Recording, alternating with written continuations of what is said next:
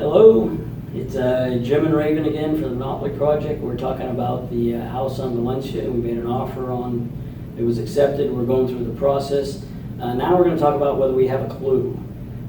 I don't have a clue, so I'm going to ask Rayven to explain what a clue is. Well, a clue is an insurance claims history report.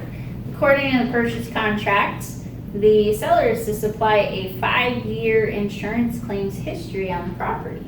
And that basically gives the buyer the opportunity to review if, the current owner has filed a claim against their insurance for, let's say, water damage, or the roof, split and has a leak. Any kind of repairs that are associated with the property that are beyond what a home warranty would cover. In this particular situation, with the recent changes on the purchase contract for Arizona, the insurance claims history can be provided by an insurance company. It can be supplied by a consumer reporting agency. And if it's not available from any of those sources, the seller then can write and draft their own letter, stating if they have any knowledge of any major issues that would have otherwise been placed as a claim. The seller in this situation did not have property insurance on the home.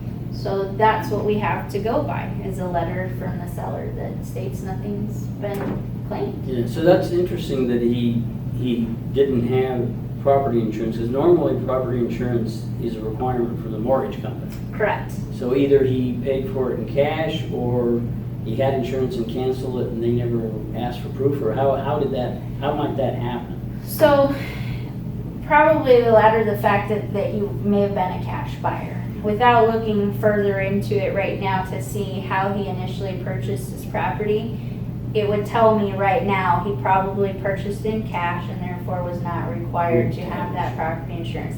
A lender will require that. They do impound that. They do have an escrow account built up, and they usually tie property insurance into the mortgage payment. Right. So that is always there. Yeah. Because that's protecting your investment. So it is advisable and recommended to have property insurance whether you pay cash or not.